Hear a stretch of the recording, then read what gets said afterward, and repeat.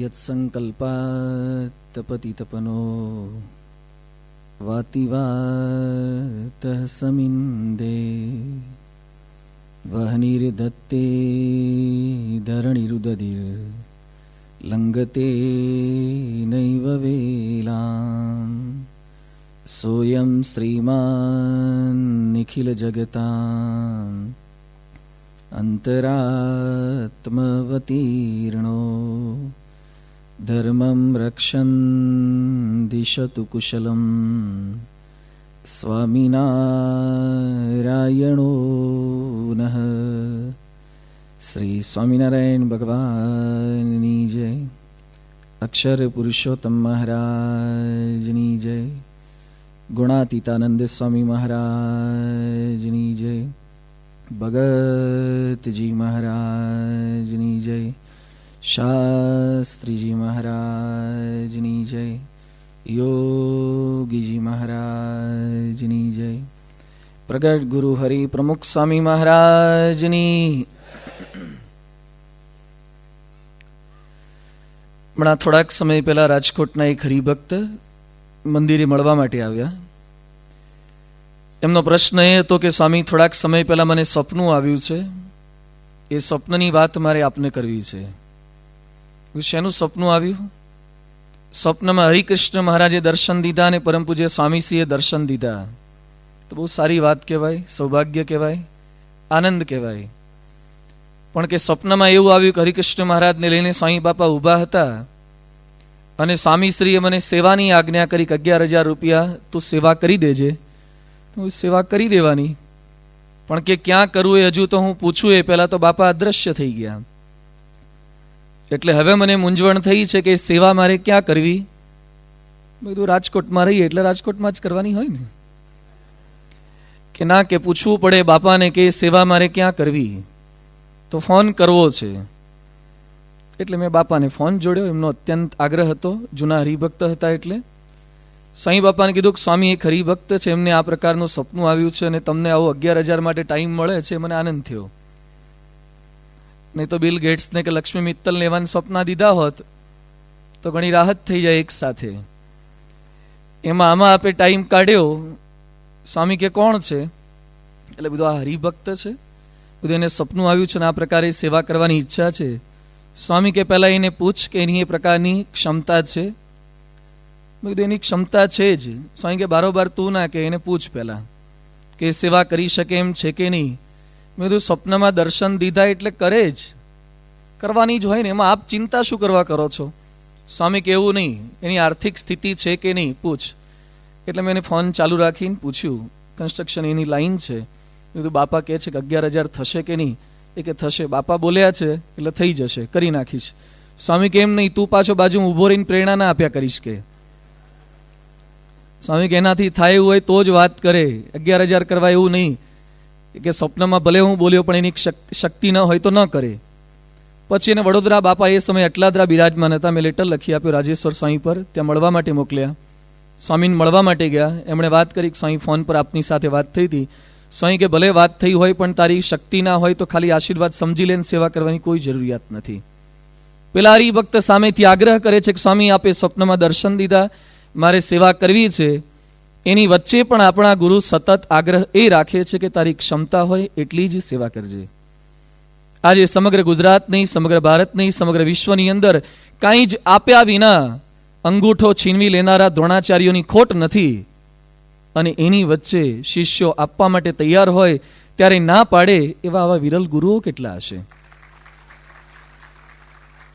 દ્રોણાચાર્ય એકલવ્યને કાંઈ જ વિદ્યા અર્પણ નથી કરી, કાંઈ જ શીખવાડ્યું નથી. છતાં પણ અંગૂઠારૂપી ગુરુ દક્ષિણા એને છીનવી લીધી છે, પરાણે માગી લીધી છે. આજે ભણાવનારા શિક્ષકો પણ ઘણા હોય છે સ્કૂલ કોલેજની અંદર, પણ હજુ તો ક્લાસમાં જાઓ એ પહેલા તો ઇન્સ્ટોલમેન્ટ માગે કે હપ્તો 2-3 હપ્તા ન ચૂકવ્યા હોય તો ટ્યુશન ક્લાસીસ બંધ કરી નાખે, બેચમાંથી તમને બહાર કાઢી નાખે. સમગ્ર જગત એવું થતું જાય છે. એની વચ્ચે એક એવા વિરલ ગુરુની આજે આપણને પ્રાપ્તિ થઈ છે જેને કોઈ પૈસાની અપેક્ષા નથી. સ્વામીશ્રી અમદાવાદમાં બિરાજમાન હતા. સવારે સ્વામીશ્રી એ સમયે ઉલ ઉતારતા હતા અને ઉલિયું બાપાને ચાંદીનું ઉલિયું અર્પણ કર્યું.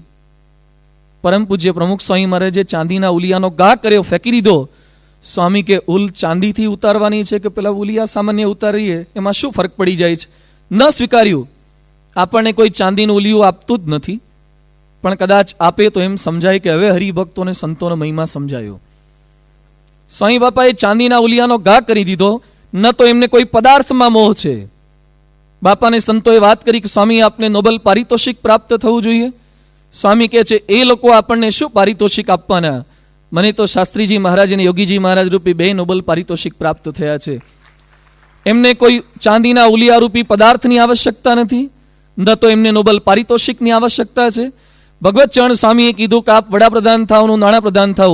સ્વામી કે આપણે 2 માળા પ્રધાન થઈએ. ન તો એમને કોઈ પ્રધાન પદની અપેક્ષા છે, ન એમને પદ ખપે છે, ન એમને પદાર્થ ખપે છે, ન એમને પારિતોષિક ખપે છે. કોઈ વસ્તુની જેને અપેક્ષા ન હોય એવા સંતને આપણે શું અર્પણ કરી શકવાના? એને ક્યારેય કોઈની પાસે કંઈ માગ્યું જ નથી. જોગીડો દેતો દેતો ને દેતો, એ હંમેશા દેવા આવ્યા છે. અને એમાં આપણી થીમ છે ગુરુ દક્ષિણા. અને આપણે પણ પાછા એમ કહીએ કે અમે ગુરુને અર્પણ કરીએ છીએ. શું અર્પણ કરી શકવાના? બ્રહ્માનંદ સ્વામીને પણ કંઈક આવી જ મૂંઝવણ છે. બ્રહ્માનંદ સ્વામી લખે છે, પથ્થર કી જાતિ હીરા ચિંતામણી પારસહુ મોતીપુખ રાજલાલ શાલ ફેર ડારીએ કામધેનુ કલ્પતરુ આદિ દે અનેક નિધિ સકલ વિનાશવંત અંતર વિચારીએ. શું આપવાના ભગવાન અને સંતને? કામધેનુ બધું નાશવંત છે, મોતી પુખરાજ બધું નાશવંત છે, સકલ વિનાશવંત અંતર વિચારીએ સબ ही जहान में ही दूसरो उपाय नहीं चरणों में शीश मेली दीनता उच्चारिए कहत है ब्रह्मानंद कायमन बानी કરી કોણ ऐसी भेट गुरु राज आगे धारिए. એવી કઈ ભેટ ગુરુના ચરણોમાં આપણે સમર્પિત કરવી જોઈએ? એ સંકલ્પ આજે આપણે સૌએ કરવાનો છે. ગુરુને બીજી કોઈ જ અપેક્ષા આપણા સૌની પાસેથી નથી, પરંતુ એક અપેક્ષા તો ચોક્કસ એમને રહ્યા કરે છે. બૌદ્ધ એક ધર્મગુરુ થઈ ગયા. એના એક શિષ્ય હતા કશ્યપ માતંગ. આ માતંગ પણ એકવાર સૂતા હતા, કાશ્મીરની અંદર સૂતા હતા. ત્યાં એમનો આશ્રમ હતો. ત્યાં એને સ્વપ્નની અંદર પણ કંઈક આવી જ ઘટના દેખાઈ. એની પાસે ભોજનનો બહુ મોટો ભંડાર હતો અને ચારે બાજુ લોકો ભૂખે મરતા હતા.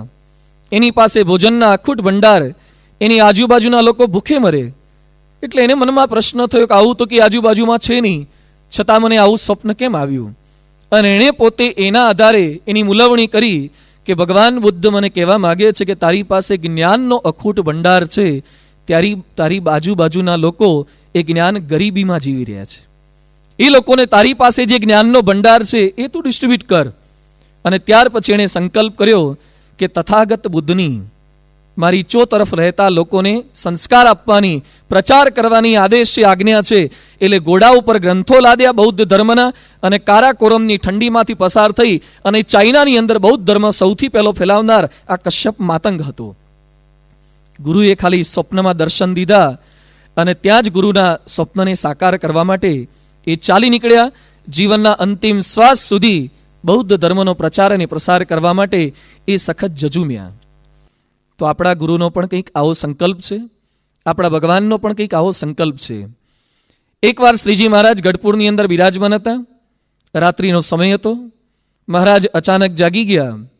રાત્રે જાગીને મહારાજ પરમહંસોને બોલાવે છે. મહારાજ કે મુક્તાનંદ સ્વામી ક્યાં? મુક્તાનંદ સ્વામી જીવા ખાચરના દરબારમાં પધરામણી ગયા હતા. ત્યાં કંઈક ઉતારો છે સંતોનો, ત્યાં સૂતા હતા. એટલે પરમહંસોને મહારાજ કહે છે મુક્તાનંદ સ્વામીને બોલાવો. અરે મહારાજ એ તો જીવા બાપુના ત્યાં સૂતા છે. મહારાજ કે ના બોલાવો, અત્યારે જ બોલાવો. રાત્રે 2:30 વાગ્યાના સુમારે મુક્તાનંદ સ્વામીને ત્યાં બોલાવ્યા. મુક્તાનંદ સ્વામી આપણી જેમ તો ન હોય કે ઠપકો આપે કે આટલી મોડી રાત્રે શું ઉઠાડવાની જરૂરિયાત હતી. જી મહારાજ, શું આજ્ઞા છે? એ વખતે મહારાજ કહે છે અમને એક સપનું આવ્યું છે અને એ સપનાની વાત કરવી છે. અડધી રાત્રે તમારા એવું સપનું આવ્યું, એમાં બીજાની ઊંઘ શું કરવા બગાડો છો? પણ મહારાજને એટલો ઉમળકો હતો કે રાત્રે ને રાત્રે જ સપનાની વાત કરી દેવી છે. મહારાજ મુક્તાનંદ સ્વામીને કહે છે કે સ્વામી, આજે એમને સપનાની અંદર અનેક દેવો દેવીઓ અવતારો એ બધાએ દર્શન કરવા માટે આવ્યા હતા. બધાએ પ્રાર્થના કરી કે પૂર્ણ પુરુષોત્તમ નારાયણ પ્રથમ વખત અહીંયા અવની પર પધાર્યા છે અને ગામો ગામ તમારા ધામ થશે, ગામો ગામ આપના મંદિર થશે, સ્થાપનાઓ થશે, તીર્થ બનશે. કૃપા કરીને આપની સાથે આપના અખંડ દર્શન થાય એના માટે અમને ક્યાંક નાના મોટા સ્થાન આપજો. આ દેવી દેવતાઓએ અમારી સમક્ષ પ્રાર્થના કરી છે. સ્વામી આજે આપને સમજાતું નહીં હોય, પણ ભવિષ્યમાં અનંત કોટી બ્રહ્માંડના દેવી દેવતાઓ આ પૂર્ણ પુરુષોત્તમ નારાયણના દર્શન કરવા માટે તલપાપડ થશે, ઝંખના કરશે. સ્વામી, આજે આપને સમજાતું નહીં હોય, પરંતુ આ ગઢપુર તો મોટું ધામ બનશે, અહીંયા હજારો લાખો લોકો એ દર્શને આવશે. આવી વાત શ્રીજી મહારાજ રાત્રે 2:30 થી 3 વાગે મુક્તાનંદ સ્વામીને કરી રહ્યા છે. આ શ્રીજી મહારાજના સ્વપ્નો નથી, આ શ્રીજી મહારાજના સંકલ્પો છે. કેવળ સંકલ્પો નથી, એમના દ્રઢ સંકલ્પો છે. ગુણાતીતાનંદ સ્વામી જુનાગઢમાં એક કુવા બાજુથી પસાર થતા હતા અને સ્વામીએ કીધું, કુવામાં સરસવના કેટલા દાણા સમાય? સરસવના દાણા કુવામાં કેટલા સમાય? કરોડોની અબજોની સંખ્યામાં, જેની કોઈ ગણતરી ન થઈ શકે.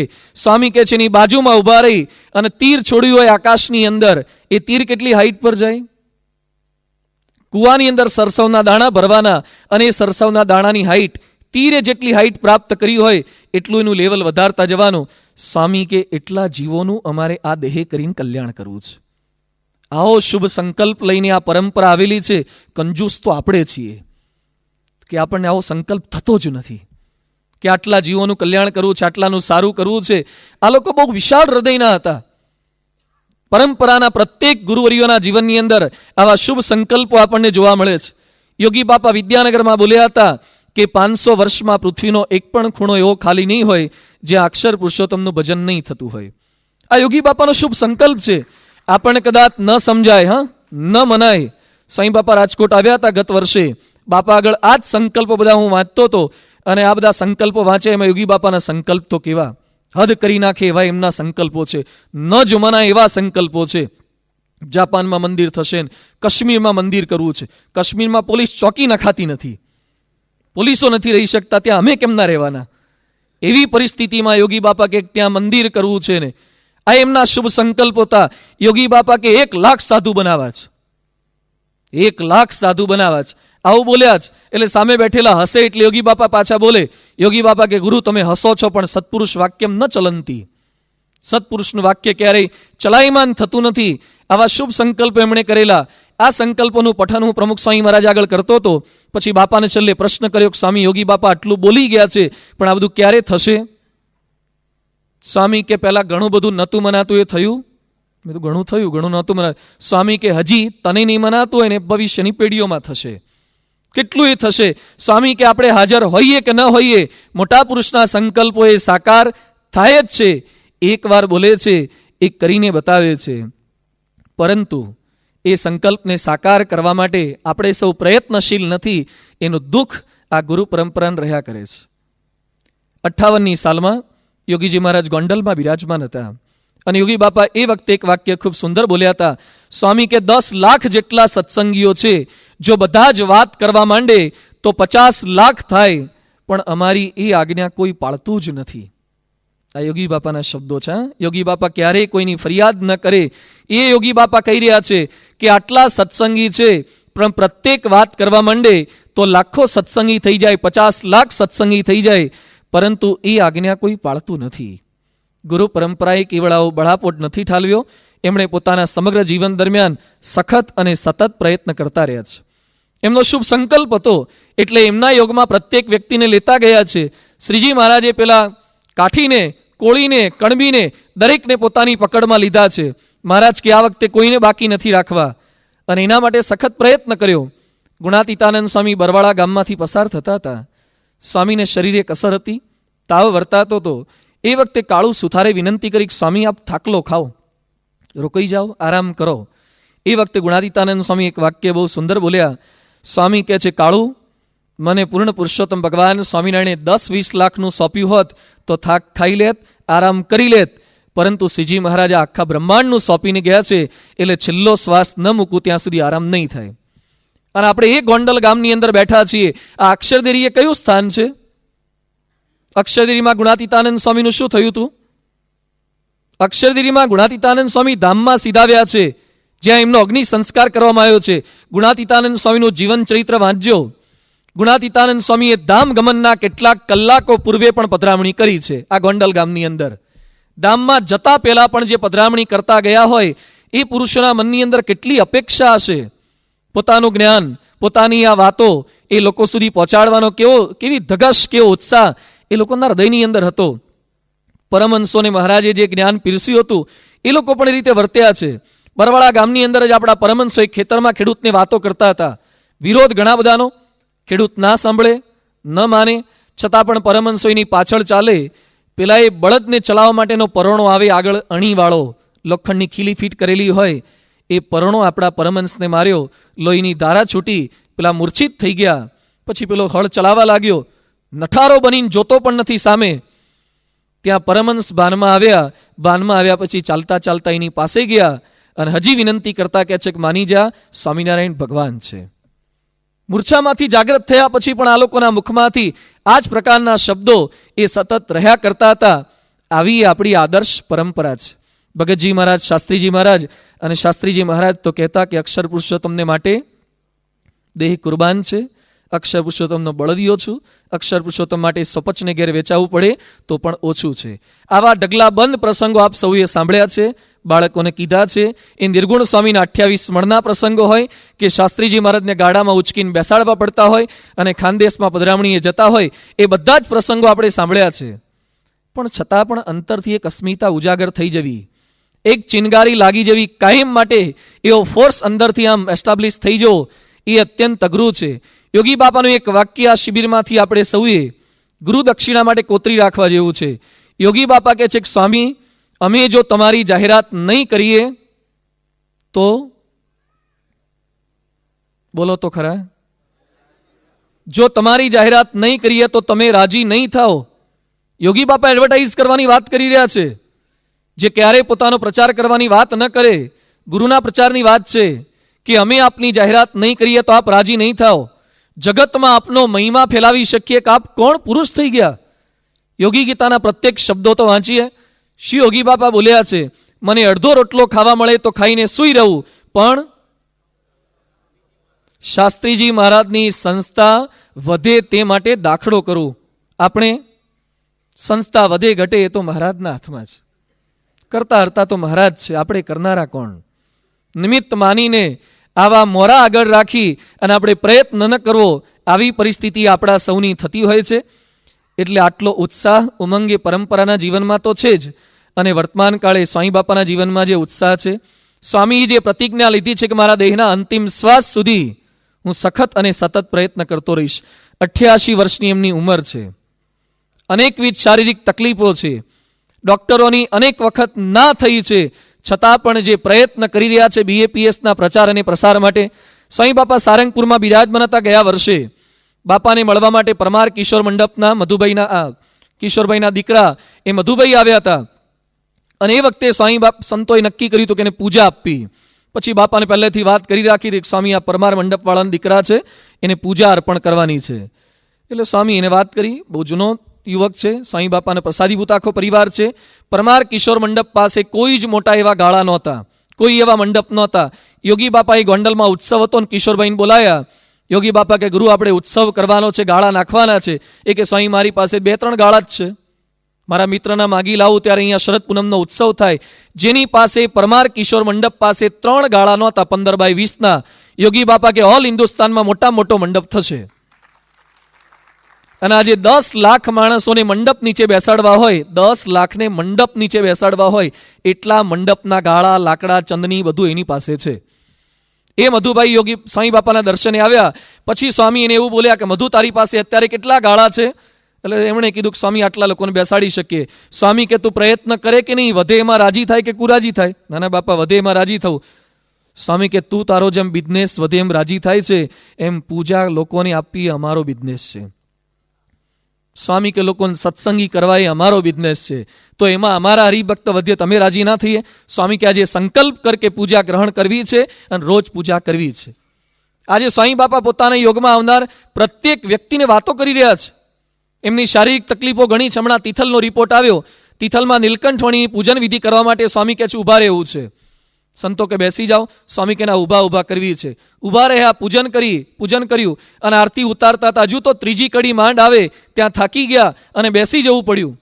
આજે આપણા ગુરુ માંડ ઊભા નથી રહી શકતા, એ સ્થિતિમાં એ પહોંચ્યા છે. એક આરતી સુધી ઊભા ન રહી શકે એટલા હાડકા શિથિલ થઈ ગયા છે. એની વચ્ચે પણ એમના મનની અંદર સતત ઉમળકો રહ્યા કરે છે કે મારા યોગમાં આવનાર પ્રત્યેક વ્યક્તિને મારે વાત કરવી છે.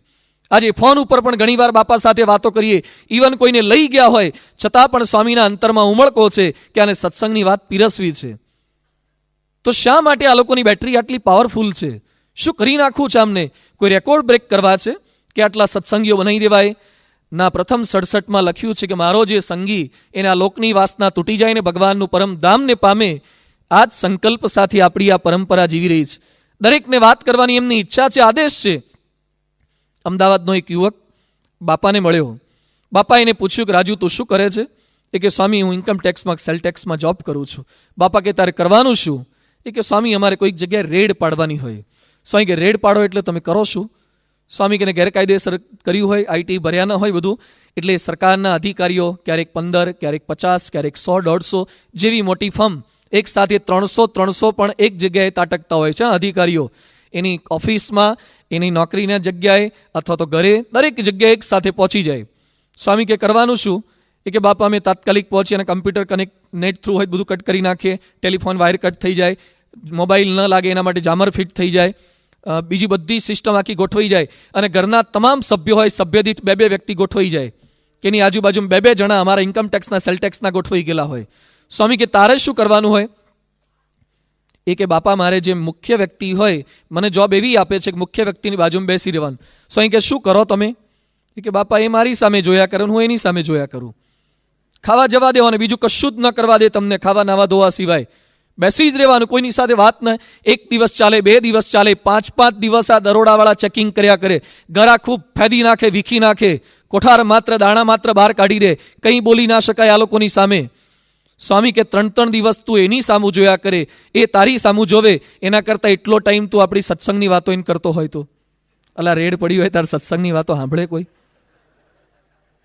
સ્વામી કે તારી સામું જોવે એટલા દરમિયાન તારા અક્ષર પુરુષોત્તમની વાતો કરવી, સંતનો મહિમા કેવો ન સાંભળે કોઈ. આપણા ગુરુની અપેક્ષા કયા લેવલની છે કે જે વ્યક્તિના ઘરમાં રેડ પડી હોય, જે અત્યંત દુઃખી અવસ્થામાં હોય, એની વચ્ચે પણ એને આ વાતો કરી શકાય. ઘણીવાર આપણા મનમાં પ્રશ્ન હોય છે ને, ક્યારે કરાય, કોને કરાય, કેવા સંજોગોમાં કરાય, બધું સાનુકૂળ હોય તો કરાય. આજે થોડીક વાત એ જોવી છે. દુનિયામાં લોકો જે કાર્ય કરી રહ્યા છે, ઘણીવાર આપણને એમ લાગે છે કે આપણે જ કાર્ય કરીએ છીએ. ઘણીવાર ઘણા કાર્યકરથી ભૂલથી બોલી જવાતું હોય છે કે કેટલું કરવાનું BAPS માટે, તો બહુ કર્યું, હવે વર્ષોથી કાર્યકર છીએ, રોજનો કલાક 2 કલાક ફાળવીએ છીએ, દર રવિવારે સભાઓમાં જવાનું, બાળકોના બાલિકાઓના સંપર્ક કરવાના. આ દુનિયાની અંદર કેવળ આપણે જ કાર્ય નથી કરતા. અલગ અલગ સંપ્રદાયમાં જે માણસો ભોગ સમર્પણ આપી રહ્યા છે એ જોતા એ સંપ્રદાયના માણસો સમક્ષ આપણું મસ્તક ઝૂકી જાય કે કેવું સમર્પણ એ લોકો કરી રહ્યા છે. હમણાં જ ગાયત્રી પરિવારનો એક યુવક મને મળવા માટે આવ્યો હતો. રાજકોટની TN રાવ કોલેજમાં હું લેક્ચર આપવા માટે ગયો હતો. ત્યાં એને બતાવીને બુક લખી છે, આત્મહત્યા ઘટે એના માટે. પછી એ મળવા માટે આવ્યો, થોડીક વાતો બધી કરી, પછી એને બુકનું ટાઇટલ લખવું હતું અને મને કહે કે એકવાર જોઈ લો આપ, કે આ પબ્લિશરને આપવી, પ્રકાશિત કરવાની હતી. પછી મેં એનામાં ઊંડો રસ લીધો. મેં કીધું આમ ઉત્સાહી છે. મને કે સ્વામીજી હું ગાયત્રીનો ઉપાસક છું. હમણાં જ હું હરિદ્વારની અંદર ગયો હતો, ગાયત્રીની શિબિર જ્યાં રામ શર્મા આચાર્યજીનું કેન્દ્ર છે, ભગવતી દેવીનું, ત્યાં ભરીને આવ્યો છું. 6 મહિના મેં ગાયત્રીના સાધક તરીકે તાલીમ પ્રાપ્ત કરી છે. હું મારું આખું જીવન ગાયત્રીને સમર્પિત કરવાનો છું. મેં તારા લગ્ન થઈ ગયા? એ કે મારી એ વાત સાંભળો, મેં નક્કી કર્યું હતું કે જે છોકરી ગાયત્રીને સમર્પિત થવા માંગતી હોય એની સાથે જ મારે એંગેજમેન્ટ કરવા. તો મેં થઈ ગયા મળ્યા ખરા એવા? એ કે 2 વાર કેન્સલ થયું. મારી શરત આ જ રહેતી હતી કે હું ગાયત્રીમાં સમર્પિત થઈ જવાનો છું, તારે સમર્પિત થવું હોય તો આવ. બંને વખતે તૂટી ગયું. હમણાં 3જી વખતે ગાયત્રીની કૃપાથી ગોઠવાઈ ગયું છે. એ છોકરીએ પણ નક્કી કર્યું છે કે ગાયત્રી માટે દેહ કુરબાન કરી દેવો છે. એ બંને નક્કી કર્યું છે કે સંતાનની કોઈ આવશ્યકતા નથી અને ત્યાં ગાયત્રી પરિવારમાં જે સેવા સોંપશે એ કરશું. આખું જીવન એ યુવક 25 કે 26 વર્ષનો હતો. હજી હમણાં 6 મહિના પહેલા એના લગ્ન થયા છે. અને શું માણસો નક્કી કરીને જીવન જીવે છે. એ કે મારા બાપુજી મહેસાણા જિલ્લાના એક ગામમાં રહે છે, એને ગામડેથી ખેતીવાડીમાંથી કાઢી લેવા છે અને ગાયત્રીના એક બુક સ્ટોલ પર બેસાડી દેવા છે. આપણે એમ માનીએ છીએ કે આપણે જ સેવા કરીએ છીએ. આપણે એમ માનીએ છીએ કે રોજના 1-2 કલાક ફાળવી દીધા એટલે BAPS માટે બહુ કરી નાખ્યું. લોકો આખું જીવન પોતાના ધર્મ માટે એ કુરબાન કરી દેતા હોય છે. રાજકોટ મંદિરની સામે જ યોગેશ્વરના એક ભાઈ રહે છે, હસુભાઈ એનું નામ. આરોગ્યની અંદર થોડું ઘણું આ એક્યુપ્રેશરમાં બધું જાણે છે. એને અમે મળ્યા હતા.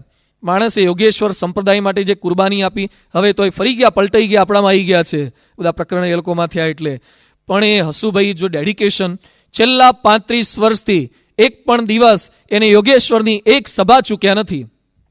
રોજ પોતાના ઘરે એને ઘડિયાળની દુકાન છે, પોતાના ઘરેથી સ્કૂટર લઈને નીકળવાનું, 150-200 કિલોમીટર સુધી મોરબી, વાંકાનેર, ટંકારા, દૂર દૂરના ગામો સુધી એ સ્કૂટર ચલાઈને જાય.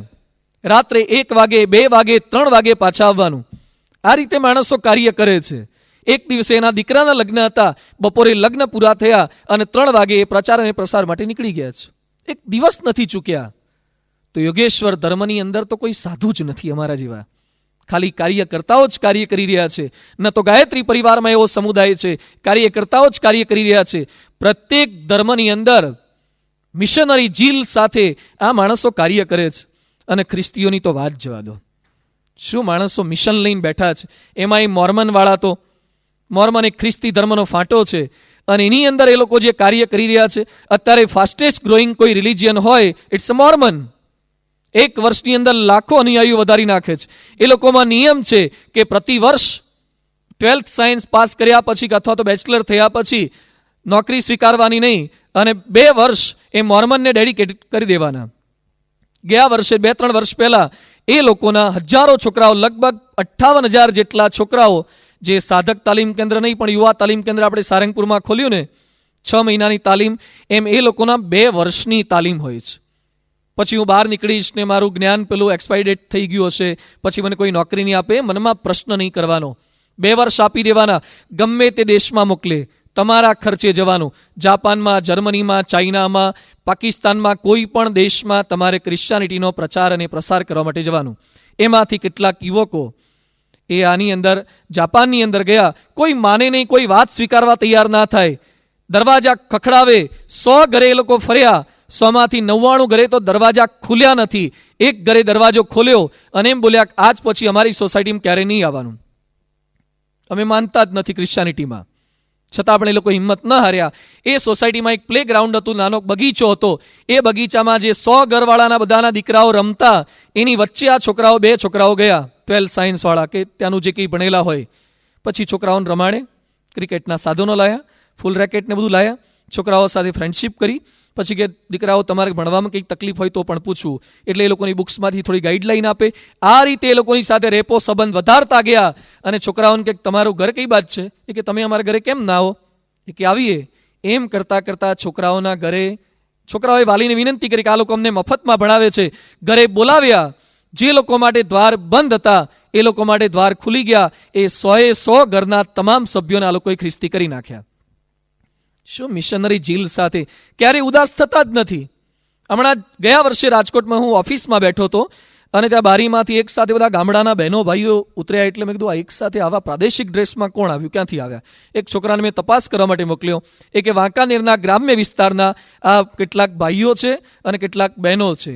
એ લોકોના ગામડાના ડ્રેસની અંદર હતા અને એની પાછળ કેટલીક નન સૂત્રી ખ્રિસ્તીની આ બધી સાધ્વીઓ કે જે કંઈ એ બધા ઉતર્યા. આ લોકો શું કરી રહ્યા છે? આ એની સાથે કેમ છે? એણે તપાસ કરી, પેલા બહેનોને પૂછ્યું. એણે કીધું અમે વાંકાનેરના ગ્રામ્ય વિસ્તારના છીએ, આ લોકો અમારા ગામડે બસ લઈને આવ્યા અને એમને કીધું કે રાજકોટ તમને બતાવીએ અને જોવાલાયક સ્થાનો બતાવીએ. અમને છેલ્લા 1.5-2 કલાકથી બધું બતાવે છે.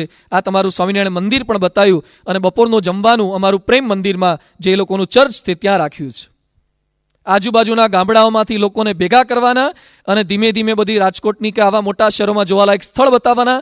છેલ્લે ત્યાં પોતાના ચર્ચમાં લઈ જવાના, વ્હાઇટ વોશ કરી નાખવાનું અને આ વાત ફિટ કરી દેવાની. આવા સંકલ્પ સાથે માણસો કામ કરી રહ્યા છે. દુનિયા ખૂબ આગળ વધી રહી છે. દરેક ધર્મના, દરેક સંપ્રદાયના માણસો આવા પ્રયત્ન સખત કરી રહ્યા છે. મુસલમાનોની તો વાત જવા દો, શું પ્રયત્ન કરે છે. આ જિહાદી મિશન સાથે તાજ હોટલમાં ઉતરવું, અબેરોયમાં ઉતરવું, આ ખાવાના ખેલ છે. ખબર ન હોય કે મરી જવાશે, બ્લેક કેટ કમાન્ડો આવશે, એ લોકોને ખ્યાલ નહોતો. છતાં પણ નક્કી કર્યું, બાળપણથી ફિટ કરવામાં આવે છે. ઇઝરાયલની અંદર તો બાળપણથી એ લોકોના બાલ મંદિરમાં, પેલેસ્ટાઇનમાં અને ઇઝરાયલમાં દ્રઢ કરવામાં આવે કે આજનો બાલ મંદિરનો બાળક આવતીકાલનો શહીદ, આવતીકાલનો જેહાદી. શિક્ષા જા, દીક્ષા જા, એના માટે જ મરવાનું છે. પેલેસ્ટાઇનનો એક છોકરો મરી ગયો માનવ બોમ્બ બનીને, 33 માણસોને મારી નાખ્યા. એના બાપુજીનો ઇન્ટરવ્યુ લેવામાં આવ્યો કે તમારો દીકરો મૃત્યુ પામી ગયો, તમને દુઃખ થયું? એ કે દુઃખ શેનું, મારો દીકરો ઇઝરાયલના 33 જણાને મારીને મર્યો છે. આ મા બાપોને પાછું ગૌરવ થાય છે.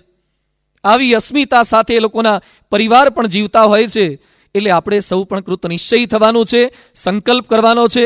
અલગ અલગ સંપ્રદાયની અંદર માણસો જે કાર્ય કરી રહ્યા છે, હમણાં મેં ક્રિશ્ચિયાનિટીની વાત કરી, મુસ્લિમની વાત કરી, યોગેશ્વરની વાત કરી, આ ગાયત્રીની વાત કરી, બ્રહ્માકુમારી વાળા પણ પેરેલલ એટલો જ દાખલો કરી રહ્યા છે. બ્રહ્માકુમારીમાં બહેનો મોટી સંખ્યામાં છે, એટલા જ ભાઈઓ છે. બોટાદની અંદર બ્રહ્માકુમારીના 3 બહેનો આવીને છેલ્લા કેટલાક વર્ષથી રહે છે. આજુબાજુના દૂર દૂરના વિસ્તારથી આવેલા છે અને ભાવનગર રોડ બાજુ ફાટક છે, ત્યાં એ લોકોનું એક નાનકડી રૂમ જેવી રાખી છે, ત્યાં સેન્ટર ચલાવે છે. એમને ખબર કે બોટાદમાં જોવાલાયક સ્થાન એકમાત્ર સ્મશાન છે, એટલે દર રવિવારે સ્મશાનમાં જાય અને જેટલા માણસો ત્યાં આવતા હોય દરેકને બ્રહ્માકુમારીનો સંદેશ આપવાનો. હમણાં જ રાજકોટમાં રેસકોર્સ ગ્રાઉન્ડની અંદર ડ્રીમ ફેર હતો, એની અંદર પણ બ્રહ્માકુમારીના બહેનો પહોંચી ગયા હતા. એક પણ સ્થાન એ લોકો છોડતા નથી. આવી અસ્મિતા સાથે આ માણસો કાર્ય કરી રહ્યા છે, તો આપણા હૈયાની અંદર કેમ અસ્મિતા જાગૃત ન થાય? આપણા હૈયામાંથી કેમ વાત એવી નીકળી જાય કે BAPS માટે બહુ કરી નાખ્યું? શહીદ ભગતસિંહના કેટલાક પત્રો હું વાંચતો હતો. શહીદ ભગતસિંહને ફાંસીની સજા ડિક્લેર થઈ, આવતીકાલે ફાંસીના માચડે શહીદ ભગતસિંહ ચડવાના છે. એના પહેલા શહીદ ભગતસિંહે જે પત્રો લખ્યા છે, એમાં છેલ્લો એનો પત્ર અત્યંત સ્પર્શી જાય એવો પત્ર છે. શહીદ ભગતસિંહના અવતરણ ચિહ્નમાં શબ્દો એક્ઝેક્ટ હું વાંચું છું. એક વિચાર આજે પણ મને ખૂંચા કરે છે. દેશ અને માનવ જાત માટે મારા મનમાં જે અરમાનો હતા, ભગતસિંહ શું લખે છે? દેશ અને માનવ જાત માટે મારા મનમાં જે અરમાનો હતા, તેમાંનો 1000મો ભાગ પણ હું કરી શક્યો નથી દેશ માટે. અરે, દેશ માટે ફાંસીના માચડે ચડી જાઓ છો અને છતાં પણ તમે એમ કહો છો કે દેશ માટે કંઈ કરી શક્યો નથી. આપણે 2-3 વર્ષથી કાર્ય કરો હોય ને થોડોક રિપોર્ટ દર મહિને મોકલાવીએ ને, બહુ કરી નાખ્યું. મેં તો આટલું ધાર્યું નહોતું કે આટલું બધું કરવાનું થશે. આપણને ઉલટું થાય છે કે આટલો મનમાં ધાર્યું નહોતું કાર્યકર તરીકે આટલું કાર્ય કરું. ઘણા બોલે છે કાર્યકર થયા પછી કે પહેલા ખબર નહોતી કે આટલી બધી વેઠ કરાવડાવશે, આટલા બધા કાગળિયા ભરવા પડશે, હવે આ તો અંદર ભરાઈ ગયા, આવી ફસ્યા ભાઈ, આવી ફસ્યા. એના જેવું ઘણીવાર આપણને થાય છે. આ લોકો આખી જિંદગી કાર્ય કર્યા પછી, માચડે ચડ્યા પછી પણ એમ બોલે છે કે મારા મનમાં જે સંકલ્પ હતા એમાંનું કંઈ જ કરી શક્યો નથી. લોકો કાર્ય કરી રહ્યા છે અને અલગ અલગ સંસ્થાઓની અંદર અલગ અલગ લોકોના મનમાં જે મિશન ફિટ થાય છે. મેં ગત વર્ષે પણ વાત કરી હતી કે રાજકોટમાં એક ભાઈ છે, doctor Harshad Pandit, veterinary doctor, અને એને ગુજરાતી ભાષાની વાત ફિટ થઈ ગઈ છે કે માતૃભાષામાં જ શિક્ષણ અપાવવું જોઈએ. આદુ ખાઈને ગુજરાતીની પાછળ પડ્યા છે. મને એકવાર મળવા માટે આવ્યા, થોડીક વાતો કરી. એ માણસની જે અસ્મિતા છે, એણે નક્કી કર્યું છે કે શિક્ષણ તો માતૃભાષામાં જ મળવું જોઈએ. પુસ્તકો છપાયા છે, 2.5 લાખના તો એને પુસ્તકો છાપી માર્યા છે. નોકરીમાંથી VRS લીધું, જેટલા પૈસા આવે એના પુસ્તકો છાપી માર્યા. પુસ્તકમાં લખે કે આ થેલી ખરીદવાના 25 રૂપિયા, ન ગમે ને પાછી આપો તો 35 રૂપિયા મળે. આવો ખોટનો ધંધો શું કરવા? એક એ બાને તો લેશે ને, જોશે તો ખરા. મારા પુસ્તકો ગુજરાતી ભાષાના વાંચે, એને 500 ગ્રામ ગોટાની ચટણી ખવડાવવાના. આ રીતે કામ કરે છે. હમણાં વચ્ચે એને ત્યાં સામે એક હોલની અંદર રાજકોટના બધા પ્રતિષ્ઠિતને ભેગા કર્યા, લુવાણા સમાજને. એ કે લુવાણા બધાને ભેગા કરીએ ને વાતો કરીએ માતૃભાષાની. પરમાર કિશોર મંડપની ખુરશીઓ મંગાઈ, માઇક સિસ્ટમ મંગાઈ, એકલા હાથે પ્રયત્ન કરે. મને વાત કરતા હતા, મને કે સ્વામી કેટલા આવ્યા હશે? મેં કીધું આમંત્રણ કેટલાને આપ્યું હતું? એ કે 400 જણાને લેખિત ઇન્વિટેશન આપ્યું છે, ફોન પર SMS કર્યા છે, ફોન પર રૂબરૂ વાતો કરી છે. મને કે કેટલા આવ્યા હશે? મેં કીધું 400 નો આટલો આગ્રહ કર્યો છે તો તમારા 250-300 આયા જો હોય ને. મને કે સ્વામી એક પણ નહોતો આવ્યો, એક પણ ના આવ્યો. ખાલી ચંદ્રકાંત પાવાગઢી એક જ વ્યક્તિ હતા. મને કે એક જ માંડ વ્યક્તિ આવ્યો ખાલી જોવા માટે. તમે ઉદાસ ના થયા? મને કે સ્વામી એમ ઉદાસ થઈએ તો સરસ્વતી માતાનું નામ લાજે, કામ કરવાનું જ હોય, ભલે ના આવે, મોડા વહેલા વાત સમજાશે. અને હમણાં થોડાક સમય પહેલા રાજકોટ મંદિરમાં પેલો આરો પ્લાન્ટ માટે એમના દીકરા આવ્યા હતા, પેલો ધર્મવલ્લભ સાંઈ ખ્યાલ હશે, એનો દીકરો છે, ઓલું પાણીનું કામ કરે છે. પાણીના ફિટિંગની બધી વાત કરી. મને કે તમારે ટેમ્પરેચર આમ રહે, પાણીની વ્યવસ્થા આમ થાય. અને નીકળતા એ તો સેલ્સમેન છે વોટર ડિપાર્ટમેન્ટની અંદર. નીકળતા મને કે સ્વામી જે ગિફ્ટ તમને આપવી છે. શેની ગિફ્ટ? એટલે એણે થેલામાંથી પુસ્તક કાઢ્યું. પુસ્તક તો આ સરસ્વતી દેવીનો ફોટો અને માતૃભાષામાં શિક્ષણ. મેં કીધું તમે આનો પ્રચાર કરો છો? એક મારા બાપુજી હર્ષદ પંડિત છે. મને એમ કે એને જ ફિટ, આના દીકરાને એવું જ ફિટ કરી દીધું છે. જ્યાં જાય ત્યાં પુસ્તકે પકડાયા જ કરે છે, દરેક વ્યક્તિને પુસ્તક આપે છે. મને કે સ્વામી છેલ્લે મરી જવું ને ત્યારે મારા હાથની અંદર આ સરસ્વતી માતાનો ફોટો અને ગુજરાતી ભાષાનું પુસ્તક હોવું જોઈએ. આ મિશન સાથે કામ કરે છે. બીજા એક ટાઈની ટેન્ક કરીને પેલા ગોપાલભાઈ ને એના બાપુજી છે, ગાંધીજીના ઉપાસક, ગાંધીજીના ચુસ્ત ભક્ત, મંદિરે મળવા માટે આવ્યા હતા. મને કે સ્વામીજી ગાંધીજી માટે કંઈક કરવું છે, તમે સંકલ્પ કરો. મેં કીધું શું કરવાનું આપણે? મને કે આપણે પેલી લૂમ ખોલીએ. લૂમ શેની ખોલવાની? મને ખબર છે તમે ટેક્સટાઇલ કરેલું છે એટલે આપણે ભેગા થઈને આવું કંઈક કરીએ. આ ધંધા કરવાના છે. એ કે ગાંધીજીનો ચરખાનો સંકલ્પ હતો ને કે ચરખાનો સંકલ્પ હજી પૂરો થયો નથી, તો આપણે બે કંઈક એવું ડિઝાઇન કરીએ ઘરોઘર ચરખા પહોંચી જાય. મેં કીધું ઉભા રહો, તમને ચરખાની વાતો કરું થોડીક. પછી તેને બેસાડ્યા, પણ એ માણસમાંથી શીખવા જેવું એ હતું. મને કે સ્વામી, દુનિયાના લગભગ 18 દેશોમાં મારો માલ જાય છે. હું જન્મ્યો ત્યારથી અત્યાર સુધીમાં ખાદી સિવાયનું એક કપડું પહેર્યું નથી. ગાંધીને હું વરી ચૂકેલો છું અને મારી ઓફિસમાં દેશ વિદેશના હજારો માણસો આવે છે. મારા ત્યાં મોટી લાઇબ્રેરી રાખી છે ગાંધીજીના પુસ્તકોની. યોગી ગીતાની સાઇઝથી મહાભારતની સાઇઝ સુધીના ગાંધીજીના પુસ્તકો છે. મારા કેમ્પસમાંથી કોઈ પણ વ્યક્તિ બહાર નીકળે, ગાંધીનું પુસ્તક લીધા સિવાય બહાર ના નીકળે. આજે આપણે છાતી પર હાથ મૂકીને કહી શકીએ કે આપણા ઘરેથી કોઈ બહાર નીકળે ત્યારે પ્રમુખ સ્વામીનો સંદેશ લીધા વગર ન નીકળ્યો હોય?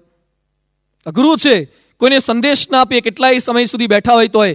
એટલે આજે આપણે તમામ કાર્યકર્તાઓ ભેગા થયા છે. આવા તો ઢગલા બંધ પ્રસંગો છે, પણ સમયની પાબંદી છે, મર્યાદા છે. આપણે સંકલ્પ એટલો જ કરવાનો છે કે અનેક ધર્મની અંદર, અનેક સંપ્રદાયની અંદર આ માણસો જેમ મહેનત કરી રહ્યા છે, એમ આપણે પણ ગુરુહરિને રાજી કરવા માટે રેકોર્ડ બ્રેક નથી કરવા. કોઈકને વાતો કરવાથી આપણું દ્રઢ થશે. ગત વર્ષે પણ મેં વાત કરી હતી કે રિલાયન્સના અનિલ અંબાણી, મુકેશ અંબાણી બંનેની ઓફિસમાં એક સૂત્ર છે, પાપા કા સપના સબકા માલ અપના. જો એ બે છોકરા ભેગા થઈ અને ઘરોઘર રિલાયન્સને પહોંચાડી શકતા હોય તો આપણે તો હજારો દીકરા છીએ પ્રમુખ સ્વામીના. કેમ આપણી વાત લોકોના ઘર સુધી, લોકોના મન સુધી કેમ ન પહોંચે? અલગ ઘણા કે અમનારે સમય નથી.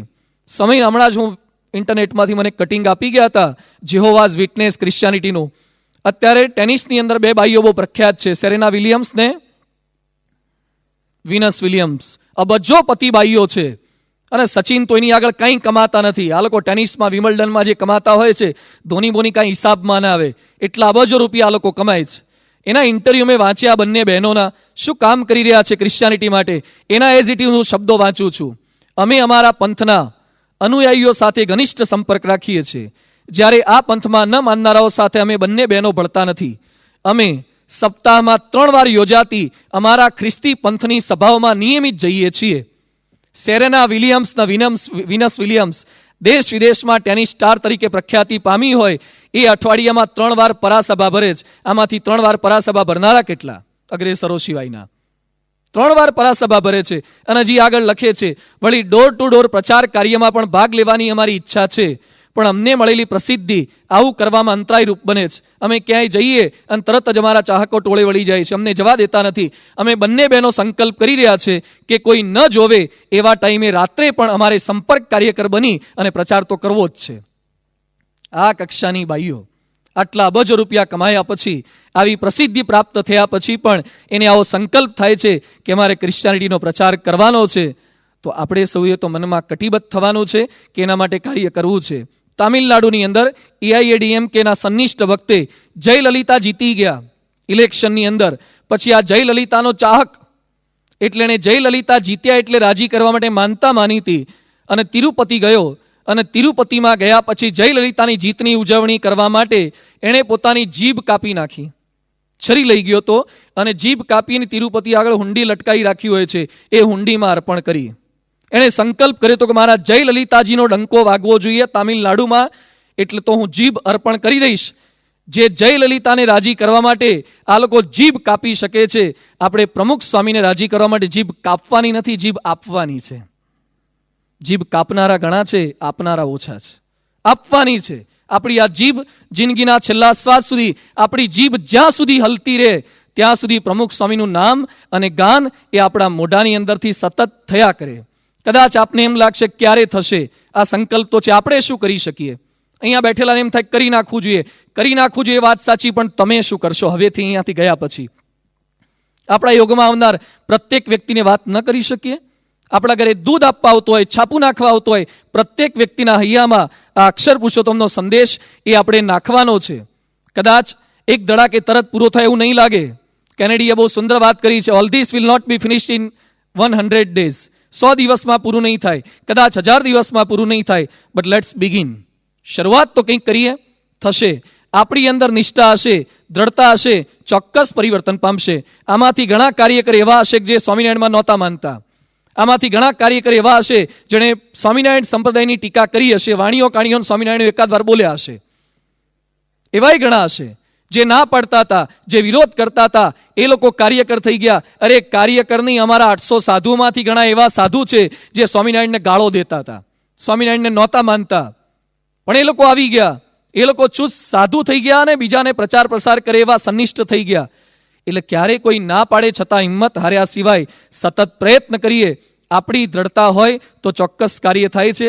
1930ની સાલમાં ધંધુકાની કોર્ટની અંદર એક કેસ ચાલતો હતો ઇન્કલાબી લેખ લખવા બદલ. જે ભારત આઝાદ થાય એના માટે એક વ્યક્તિ લેખ લખતી હતી, ઝવેરચંદ મેઘાણી. એના ઉપર કેસ ચાલતો હતો. જજ હતા ઈસાણી અંગ્રેજ સરકાર તરફથી.